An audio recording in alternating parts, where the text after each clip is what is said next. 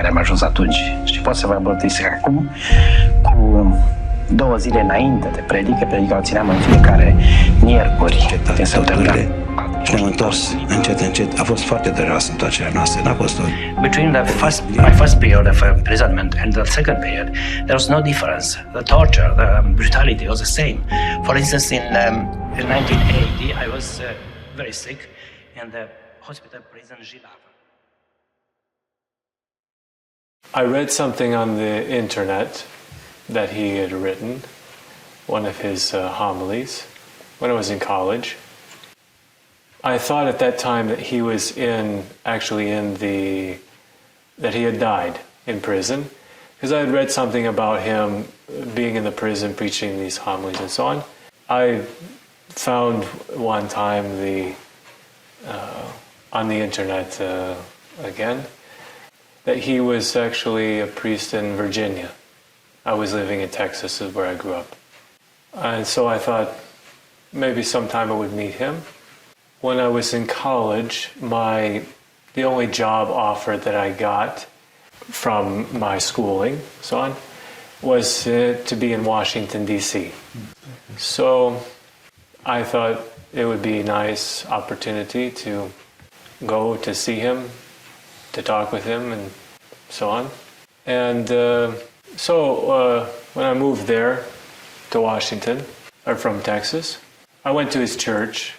It's a very small little church, it's surrounded by big shopping malls, and it's the oldest building actually in that area.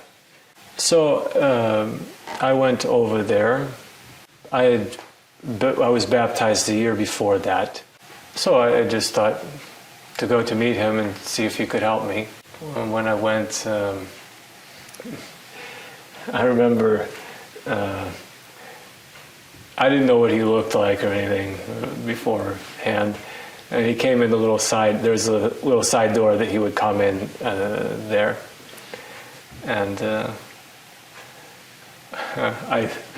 I had the thought that how could this little man be such a big person, such a strong, great man or something. So we went to the service, and after the service I went up to him, and he looked kind of like Santa Claus with his long white beard and rosy cheeks, not with the belly though, And he didn't speak English very well. I think his 6th language or something like that. But he spoke it well enough. And after the service, his face would be like almost like on fire. And so anyway, he came over to where we were talking, and he introduced himself and so on. And he said he would be glad to meet and to come back on Sunday and so on.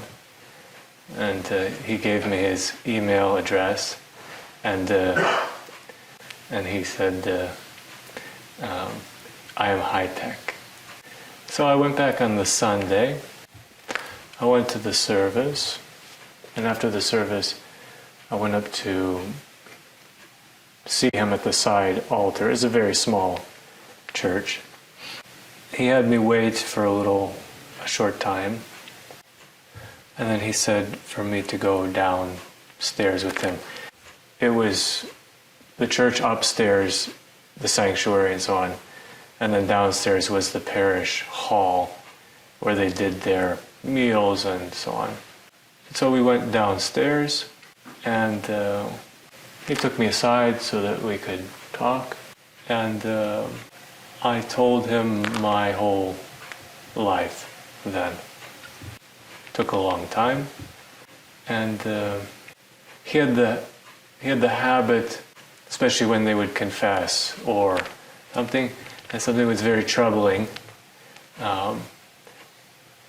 He would take his hands and put them on the side of your head like this and press very hard, and then bring his face very close to you and look at you very kind of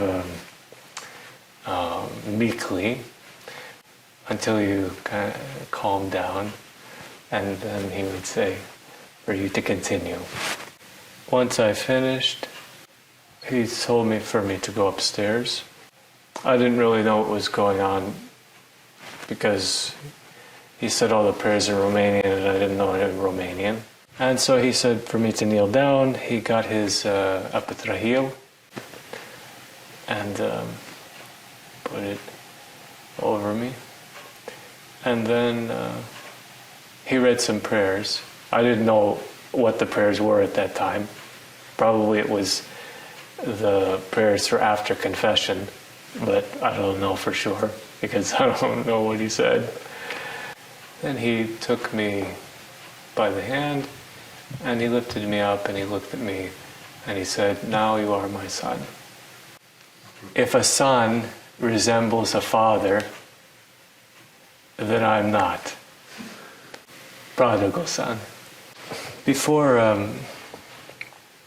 he died, when he was preparing to die, he brought us to talk with each of us with him, and to prepare us for this. He gave me the instruction about how he wanted his funeral to be. He told me, he said, "I don't want any flowers. I don't want any sermon." He said, "All I want is for the people to say, Dumnezeu să ierte." And then he told me, he gave me like an obedience, you could say, not to cry when he died. And he looked at me and he said, "Can you do it?" When he came back, as you know, he was in Romania. He left the end of September. He got sick here, and then you know the details of the story. He came back to America. He was in the hospital. And when I went to the hospital, it had the feeling like going to the service, midnight service for Pascha. This experience, this of how he died, it was like watching someone that was stronger than death dying, maybe you could say. Someone who is already resurrected dying, if it makes sense. And this feeling is still with me. So I don't feel, if you could say, the memory or the impression that I have is that I don't experience a discontinuity between when he was in the flesh and after. I don't know how, but I mean, theologically I know, but that's, you know.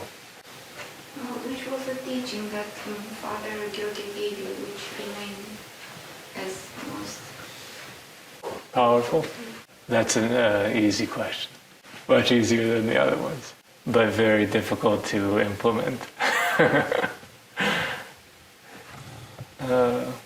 That we need to love everyone, even those that hate us. Simple as that. Even our enemies. We have to love everyone. We are to love everyone, even those that kill us. all the other things will be done if we do this.